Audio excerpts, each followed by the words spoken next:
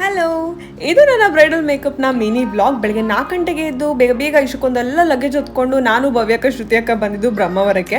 ಹಾಲಿಗೆ ಬಂದಾಗಂತೂ ನಮ್ಮ ಜೊತೆ ಯಾರೂ ಇರಲಿಲ್ಲ, ನಮಗೆ ನಾವೇ ವೆಲ್ಕಮ್ ಮಾಡ್ಕೊಂಡ್ವಿ. ಅಷ್ಟರಲ್ಲಿ ನಮ್ಮ ಜೊತೆ ಫೋಟೋಗ್ರಾಫರ್ ಮತ್ತು ಭಟ್ರು ಜಾಯ್ನ್ ಆದರು. ಅಂತೂ 1 ಅವರ್ ತಡ ಮಾಡಿ ನಮ್ಮ ಬ್ರೈಡ್ ಬಂದೇ ಬಿಟ್ಟರು. ಇವರೇ ನೋಡಿ ನಮ್ಮ ಬ್ರೈಡ್ ವರ್ಷ ಅಂತ. KGF ಚಾಪ್ಟರ್ 2 ತೂಫಾನ್ ಸಾಂಗ್ನ ಇವರೇ ಹಾಡಿದ್ದು. ಆಲ್ರೆಡಿ ಲೇಟಾಗಿ ಹೋಗಿತ್ತು, ಹಾಗಾಗಿ ತಡ ಮಾಡಿದೆ. ಕ್ವಿಕ್ಕಾಗಿ ಡ್ರೇಪಿಂಗ್, ಹೇರ್ ಸ್ಟೈಲ್, ಮೇಕಪ್ ಎಲ್ಲ ಮಾಡಿ ಮುಗಿಸಿದ್ವಿ. ಹತ್ತಿರ 1.5 ಅವರ್ ಒಳಗಡೆ ನಾವು ಈ ಕಂಪ್ಲೀಟ್ ಲುಕ್ನ ಕ್ರಿಯೇಟ್ ಮಾಡಿದ್ವಿ. ವರ್ಷಕ್ಕಂತೂ ತುಂಬ ಮುದ್ದಾಗಿ ಕಾಣಿಸ್ತಾ ಇದ್ರು. 5 ಇಯರ್ಸ್ ಮುಂಚೆ ಬುಕ್ ಮಾಡಿದ್ರು ಮದುವೆಗೆ.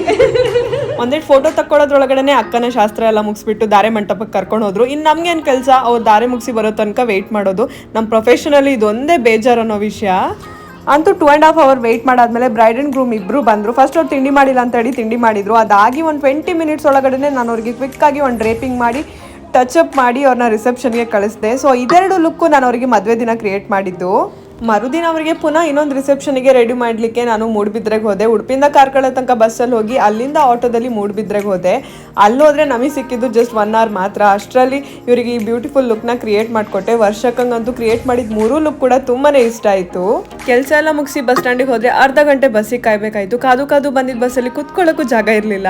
ಮೇಕಪ್ ಆರ್ಟಿಸ್ಟ್ಗಳ ಲೈಫು ಕಲರ್ಫುಲ್ ಮಾತ್ರ ಅಲ್ಲ, ಸ್ಟ್ರೆಸ್ಫುಲ್ ಆಗೂ ಇರುತ್ತೆ. ಸೊ ಇದು ನನ್ನ bridal mini vlog. Thank you for watching.